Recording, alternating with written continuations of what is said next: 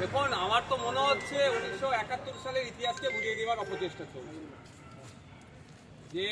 যেভাবে সেই সময়ে পাকিস্তানি সেনারা তৎকালীন সময়ে বাঙালি মা বোনেদের উপর অত্যাচার থেকে শুরু করে যে অনাচার করেছিল, তাদের বিরুদ্ধে বাঙালিরা ঐক্যবদ্ধ হয়েছিল এবং আমাদের দেশেরও সহযোগিতা ছিল। পাকিস্তানি হানাদারদের হাত থেকে বাংলাদেশ মুক্তি লাভ করেছে। সেই ইতিহাসকে ভুলিয়ে দেওয়ার আমার মনে অপচেষ্টা চলছে। যেভাবে 32-এর বাড়িটিকে ভাঙচুর চালানো হয়েছে, আমার মনে হয়, আবারও বলছি, 71 ইতিহাসকে ভুলিয়ে দেওয়ার চেষ্টা করছে। তবে এই ধরনের ভাঙচুর করে কোনো ইতিহাসকে ভুলিয়ে দেওয়া যায় না, কারণ মানুষের মনে ইতিহাস গাঁথা হয়ে গিয়েছে। এর থেকে বেরিয়ে এসে বাংলাদেশের জনগণের উচিত হবে বাংলাদেশকে কীভাবে উচ্চতর জায়গায় নিয়ে যাবে, বাংলাদেশের কারেন্সির মান কীভাবে বাড়বে, বাংলাদেশের গার্মেন্টস এক্সপোর্ট কীভাবে হবে, সেই নিয়ে ভাবা দরকার। আর সর্বোপরি বাংলাদেশের সাধারণ মানুষ থেকে শুরু করে সকলেরই দাবি তোলা দরকার। আমি একজন প্রতিবেশী রাষ্ট্রের একজন নাগরিক হিসাবে আমিও দাবি তুলব, বাংলাদেশে যত দ্রুত নির্বাচন হবে তত বাংলাদেশে এই যে অস্থিরতাটাকে তত দ্রুত শেষ হবে, আর না হলে এই অস্থিরতা বাড়তেই থাকবে। হামলা থেকে রেহাই পাচ্ছে না, এটা তো জিয়াদি কর্মকারী, এটা কি কোনোভাবে আন্দোলনকারী বলা যেতে পারে যারা আন্দোলন করছে? দেখুন, ব্যাপারটা হচ্ছে ওখানে আপনিও নেই আমিও নেই, কার রাজনৈতিক কোনো অভিসন্ধি থেকে করছে, কারা কি করছে, সবটাকে সব জায়গার সাথে আমি দেখে দিতে পারবো না। কিন্তু দুর্ভাগ্যের বিষয়, আমরা বিভিন্ন সময় বিভিন্ন নিয়ে কথা বলছি, ইন্ডিয়া থেকে বাংলাদেশ সম্পর্কে অনেক কথা হচ্ছে, কিন্তু আমরা এই বাজেটে দেখলাম বাংলাদেশের জন্য বরাদ্দ বাড়ছে। অবশ্যই প্রতিবেশী রাষ্ট্রকে যে সহযোগিতা করার দরকার সেটা করছে, কিন্তু আমার দেশ থেকে এই আওয়াজটা উঠছে না, দেশের প্রধানমন্ত্রী থেকে বা বিদেশ সচিব আমাদের যা আছে বা বিদেশ মন্ত্রী যিনি আছেন, যে বাংলাদেশের দ্রুত নির্বাচন আসুক। বাংলাদেশে দ্রুত নির্বাচন হলে একটা সরকার ভোটের জনগণের ভোটের মাধ্যমে সরকার নির্বাচিত হলে সে সরকারের অনেকটা দায়ভার থাকবে এইগুলোকে আটকানোর জন্য।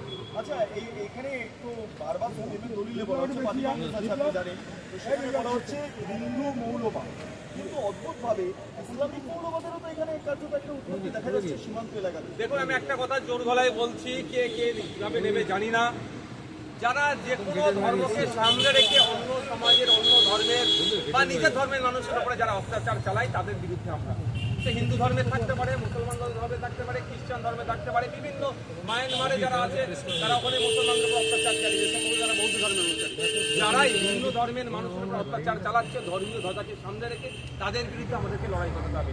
এবার সিপিএম তার সংবিধানে কি লিখবেন না লিখবেন তার দায়বদ্ধতা আমার নয়। আমরা ইন্ডিয়ান সেকুলার ফ্রন্ট প্রতিটা অন্যায়ের বিরুদ্ধে আমরা থাকতে পারে, জোর শক্তি ছিল না এই নয় যে তার কাছে আমি সবটা জবাবদিহি করতে হবে তাকে। না, মানে সিপিএম যে নীতিতে চলছে বলা যেতে পারে, তাদের এতে কোনো ইসলামিক মৌলবাদের কথা উল্লেখ নেই, শুধু হিন্দু মৌলবাদ, মানে তারা কি এটা ইসলামিক তোষণের মাধ্যমে ভোট রাজনীতি? দেখুন, একটা কথা বলি, এই তোষণের নামে শোষণ হচ্ছে, এই কথাটা রাজ্যে আমাদের বিজেপি ভাব থেকে বেশি মানে খেলাও ভাবে এটা ছড়ায় যে মুসলিম তোষণ হচ্ছে। তোষণের নামে আমি দায়িত্ব নিয়ে বলছি শোষণ হচ্ছে।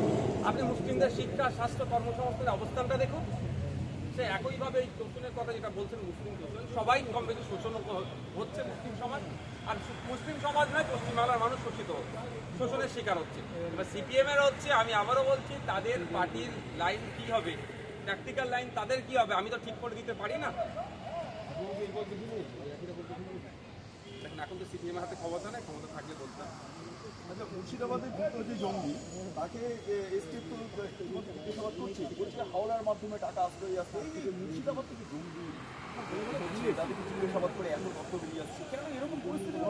এর শেষটা কোথায়, এর শেষ কোথায়? এর শেষের জন্য তো কেন্দ্র রাজ্যকে যৌথভাবে ব্যবস্থা গ্রহণ করতে হবে, হচ্ছে কোথায়? অনেক প্রশ্ন থেকে যাচ্ছে। আর এই জঙ্গি যেগুলো বলছেন, ইতিপূর্বে আমরা দেখেছি, আপনারা অনেকে দেখিয়েছেন যে বছর 3 আগে মুর্শিদাবাদে একজন গ্রেফতার হয়েছিল, তার বাড়ির সেপটিক ট্যাঙ্কটাকে নাকি অনেকে সুরঙ্গ বলে দেখিয়ে দেওয়ার চেষ্টা করেছে, কিন্তু তার কেসটা কোথায়? তার কি চার্জশিট দিয়েছে? আমরা চাই এই ধরনের যারা যদি কোনো দেশে থেকে দেশ বিরোধী কার্যকলাপ করবে, সে যে ধর্মেরই হোক না কেন, তাদের বিরুদ্ধে দ্রুত চার্জশিট গঠন করে তাদেরকে সর্বোচ্চ শাস্তি দেওয়া হবে। কিন্তু দুর্ভাগ্যের বিষয় আমরা দেখেছি 7 বছর, 10 বছর, 12 বছর পরে বিভিন্ন ক্ষেত্রে দেখেছি আমরা জঙ্গি বলে ট্র্যাক লাগিয়ে দেওয়ার পরেও তারা বেকসুর খালাস হয়ে যায়। এগুলো তাদের এই ক্রাইমগুলো তাদের জীবন থেকে চলে যায়, এটা বন্ধ হওয়া দরকার। দ্রুত 6 মাস কি 1 বছরের মধ্যে ট্রায়াল চালিয়ে চার্জশিট দিয়ে তাকে, সে যদি দোষী হয় তাকে সর্বোচ্চ শাস্তির ব্যবস্থা করা হবে। কিন্তু ঘটনা হচ্ছে যে বলা হচ্ছে এই যে জঙ্গি ধরা পড়ছে তাদের সঙ্গে বাংলাদেশের একটা যোগ রয়েছে, বাংলাদেশের একটা বিরাট বড় সীমান্ত এলাকা এই করা হচ্ছে? আমি তো ওই বারবার বলি যে সর্বপ্রথম আমাদের দরকার ইন্ডিয়া বাংলাদেশের মধ্যে যে প্রায় 4200 কিলোমিটার বর্ডার আছে সেটাকে আগে সিল করা সর্বপ্রথম দরকার। কিন্তু দুটো অপদার্থ সরকার চলছে, কেন্দ্র সরকার যেমন অপদার্থতার প্রমাণ দিচ্ছে, রাজ্য সরকার একইভাবে অপদার্থতার প্রমাণ দিচ্ছে। তুতু মাই করতে করতে আমাদের সীমান্তগুলো আমাদের মানে সেখানে ক্রমশ সেখানে অবৈধভাবে আনাগোনা হচ্ছে, যাতায়াত হচ্ছে। সীমান্ত যদি সিল থাকে, কাঁটাতারে যদি বেড়া পর্যাপ্ত পরিমাণে দেওয়া থাকে এবং সেখানে যদি আমাদের আজ মানে বিএসএফ এসএসবি বলুন না কেন, যদি বর্ডার সিকিউরিটি ফোর্স সেখানে ডিপ্লয়মেন্ট থাকে তাহলে আসতে পারে না, যোগাযোগ ব্যবস্থাটা বিচ্ছিন্ন হবে। কিন্তু দুর্ভাগ্যের বিষয় কোনো একটা জায়গায় তুতু মাই করতে গিয়ে আমাদের সীমান্তগুলো ফাঁকা থাকার ফলে আমরা এই সমস্যার সম্মুখীন হচ্ছি। ব্যাপারটা বলছে অনেক যোগ আছে, কিন্তু যোগ যেটা আছে, যাদের সাথে যোগ আছে আমরা ইন্টারপোলের মাধ্যমে তাদের বিরুদ্ধে তো ব্যবস্থা গ্রহণ করতে পারি, কেন ব্যবস্থা গ্রহণ হচ্ছে না? শুধুমাত্র পাবলিক ভরকাইয়ে মানে পাবলিক সিম্পাথি নিয়ে কিছু লাভ হবে না। আমাদের দেশের নিরাপত্তার জন্য কেন্দ্র রাজ্যকে কাঁধে কাঁধ মিলিয়ে এগিয়ে যেতে হবে। একটা ব্যাপারে চারু মার্কেটে দেখা যাচ্ছে তরুণী আইনজীবীকে ছুটি গতকাল দেখলাম সরকারি কর্মচারীর হাতে ছুরি মেরে দিয়েছে। কয়েকদিন আগে মানে পর বন্দুক চালানো হচ্ছে, যা তা অবস্থা রাজ্যে কি হবে বলে রাজ্যের আইন শৃঙ্খলা তলনিতে চলে গিয়েছে। রাজ্য প্রশাসনকে যে কাজে লাগানো দরকার সে কাজে কি লাগাচ্ছে সরকার? রাজ্য প্রশাসনের দরকার এগুলোকে আটকানো।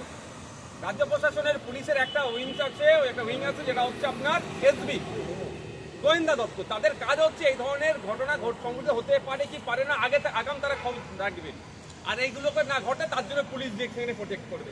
সম্পূর্ণরূপে ব্যর্থ। এরা গোয়েন্দা দপ্তরকে লাগাচ্ছে নওশাদ সিদ্দিকীর মিটিং মিছিল কোথায় হচ্ছে সেখানে আটকাবার চেষ্টা হবে। নওশাদ সিদ্দিকীর দলের আইএসএফ এর কোথায় নেতা উঠছে তাদের নামে মিথ্যা মামলা দিতে হবে। কোথায় আপনার যারা আইএসএফ এর সাথে যুক্ত আছে বা বিরোধী দল যারা করছে একটু সক্রিয়ভাবে তাদের নামে কিভাবে মিথ্যা কেস দিয়ে তাদেরকে আটকানো হবে, সেই কাজে প্রশাসনকে ব্যবহার করছে রাজ্য সরকার। ফলে রাজ্য প্রশাসন তাদের ডিউটি বাদে যেটা অ্যাকচুয়াল করা দরকার অন্য কাজে ব্যস্ত হয়ে যাচ্ছে, আর সেই পরিমাণ ম্যান পাওয়ার নাই যে বাকিগুলোকে আটকাবে।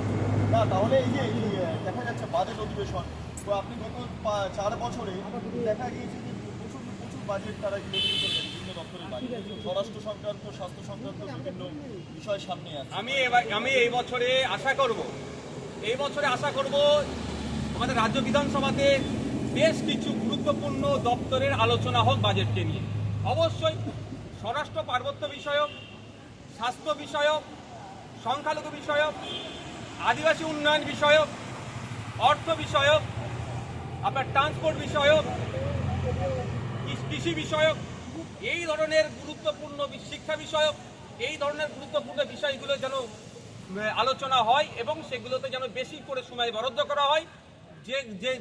যে ল্যাগগুলো আছে, যে গ্যাপগুলো আছে সেগুলোকে তাহলে আমরা ফুটিয়ে তুলতে পারবো এবং রাজ্যের কনসার্ন ডিপার্টমেন্টাল মিনিস্টাররাও সেগুলোকে জানবে এবং সেই গ্যাপ পূরণের জন্য তাদের সর্বোচ্চ আশা করছি চেষ্টা করবে। একটা বিষয় বলুন তো, কালকে বিশ্ব বাণিজ্য সম্মেলন শেষ হলো, লক্ষ লক্ষ কোটি টাকা কার্যত বিনিয়োগ হবে এই কথা বলছে। যতদিন তৃণমূল কংগ্রেস রাজ্যে থাকবে সেই অর্থে শিল্প আসবে না। লাস্ট 5 বছরে প্রায় 2000 মতো কোম্পানি বাংলাদেশে চলেছে। 2011 থেকে 2025 কতটা কোম্পানি নতুন এসেছে আর কত বাংলা ছেড়ে চলে গিয়েছে তথ্য দেখলে বোঝা যাবে। যেই দলের এই তোলাবাজ নেতারা কারখানার গেটের সামনে গিয়ে, ইন্ডাস্ট্রির গেটের সামনে গিয়ে তোলাবাজি করবে, বাংলা তারা ইনভেস্ট করবে? তারা শিল্পপতি, 1 টাকা ইনভেস্ট করলে কিভাবে এখান থেকে তাদের রেভিনিউটা ডবল করবে তারা সেটা আগে ভাবে, ইনভেস্ট করার আগে তারা ভাবে। আর যখন ইনভেস্ট করতে যাবে এই তোলাবাজদের মুখগুলো ভেসে উঠবে।